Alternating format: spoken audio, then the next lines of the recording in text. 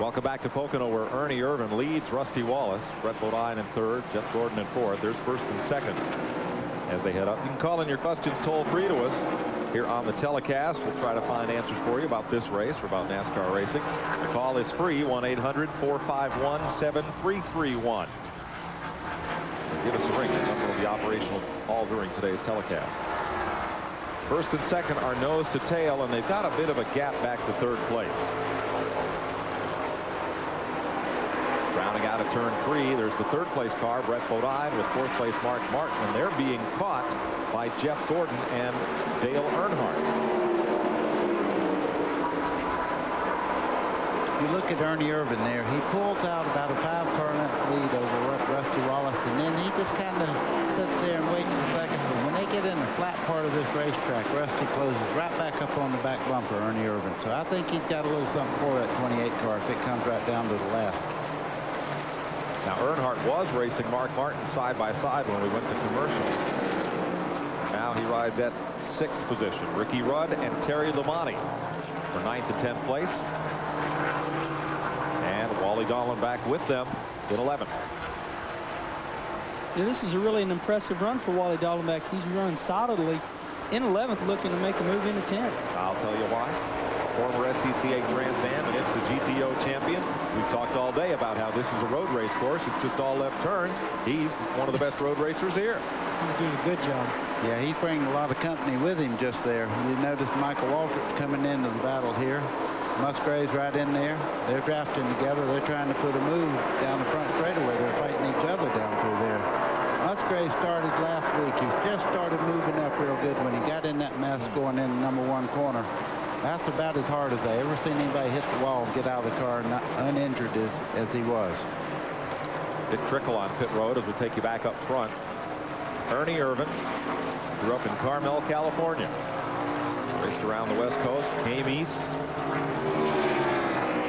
Rattled around a couple of rides, finally hooked up with the Morgan McClure team and really came to prominence. And a bunch of victories.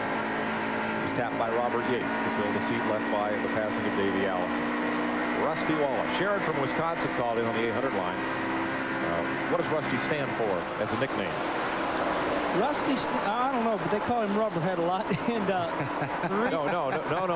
She want to know what Rusty is a nickname for. What's his given name? Russell William Wallace Jr. And that's a mouthful, so Rusty will do just fine.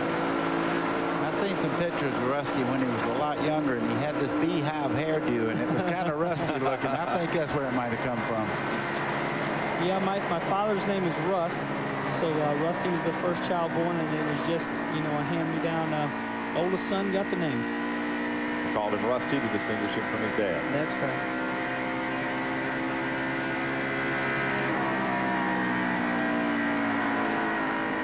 Well, you're off the throttle a long time there at turn 3.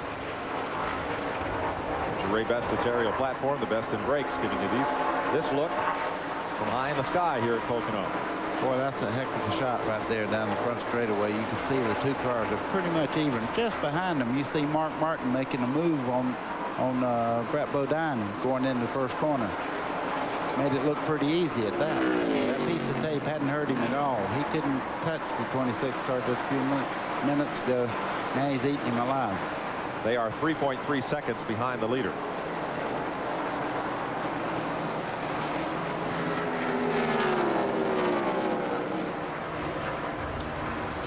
Have another look here. This is turn 3. Yeah, before the 6th car was just washing out in this corner. Now he turns right under him. As a matter of fact, the car got a little loose on him there when he turned in under the 26th car, but he has really got the momentum coming up out of the corner. Yeah, buddy, I think them putting a little bit of that tape on, even though that was a little piece of tape, that tape has put some downforce on the nose, and it looks like Mark's car is turning really well now.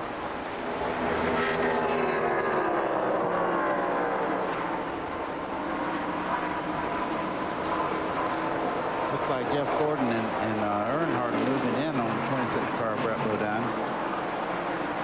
I I don't know. Brett was probably the fastest car on the racetrack until they started making adjustments on the chassis. But right at the moment, I think a bunch of them caught up to him because he's able to hang on, but that's about it. That's one thing about Winston Cup racing. You know, just when you think you're right, you're not. But here comes Rusty, who's been settling for second for quite a while back on the 28 car, and there's a pretty big interval back to them. But Mark has got a couple of cautions to really dial that car in, and he looks really strong right now. Ernie Irvin's car got real sideways through the short chute just a second ago, and that allowed Rusty to move right in on the back bumper. Now Rusty will see that. He's cagey enough. He'll put a little pressure on that back end there. He'll close right up under him and make him think that car is really loose. You can see he's... There he is. This is a great race. Last week at Dover, Ernie would get right behind Rusty and make him loose. Rusty'd say, okay, go ahead, and they kept doing that back and forth. Just about 10 laps ago, Ernie took the lead from Rusty. Rusty said, go ahead, and so now looks like Rusty's just a little bit better in one of the corners. Yeah, 2/3 of the lead changes last week were between these two drivers. Picking up right where they left off. Napa, we keep America running. Shows you where they're running at 89 laps. Take you back through the field.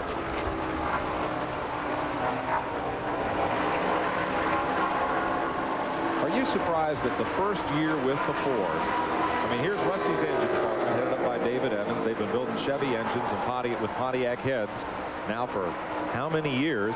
And suddenly, right away with the Ford, they're as competitive as Robert Yates, who's been building Fords since they first started casting cylinder heads out, from sand and aluminum. Well, first off, Rusty Wallace gives a lot of credit to his car owner and this and that. Penske's a very talented person, but so is Rusty Wallace. If you ever go on a test with him, he does a lot of his own work. He sits down with Buddy Parrott and the people, Todd and everybody in that crew, and he calls the shots. He's a smart guy. You know, he passes the buck. A lot of momentum is due to the Penske team, and it is, but Rusty Wallace is the field general when it comes to getting that car right. But look, there are only 13 races of experience with the Ford, and look at how they're running. I think the situation with the Penske team, we keep talking about them, and the reason we do that because of what you just asked, Mike. It's amazing. This team, when they make a decision like Roger Penske did at Indy to go with the Mercedes-Benz motor, when they make a decision to go with a brand, they're not going to go out on a limb. Rusty test this Ford in the wind tunnel. Motor testing, they don't do something for spur of the moment. As Rusty Wallace slams it back into third gear to chase Ernie Irvin down Long Pond straightaway with 91 laps complete. We'll take this break and be right back. Center, Branchville, New Jersey. Call 1-800-988-4884 and find out why Cedar Ridge is the choice of champions. The only time a car other than a Ford has led today was when the lead Fords made pit stops. Dale Earnhardt led a lap, Wally Dallenbach led a lap, Chevy and a Pontiac, respectively. And you see that Dale Earnhardt got past Jeff Gordon. Jeff waved him on. We saw from the in-car. You know, Mike, when we drop back in the field, there is still 27 cars on the lead lap. So when you drop back to 15th and 16th, these guys are getting the job done. They're flying around this racetrack, but the front bunch are really getting it done now.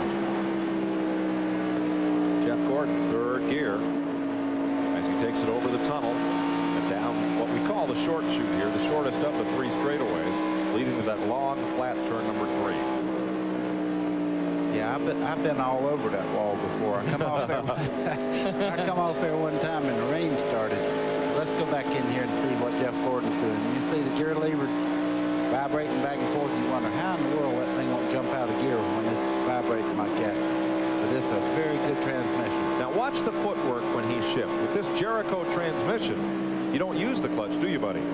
No, a lot of people do. A lot of people from the old school, you'd notice Jeff Gordon's left leg stayed very still, and he's just absolutely raising his foot just a little bit off the accelerator, kind of takes slack out and slamming it right up into gear. These things are almost bulletproof. You see how relaxed he is here? Look at his left arm. It's just kind of laying on like the row bar there.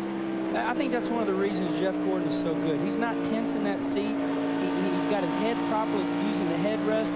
He's using his whole body feeling the whole race car, and that's very impressive. His hands are wrapped around his steering wheel very loosely. He's not tense looking, and he's getting the job done right now, driving like that, using everything in the seat Now you see where he is down in the lower left. He comes off turn number 3 here to show you relation as we're on this in-car shot. Right about the start-finish line. He should grab the 4th gear.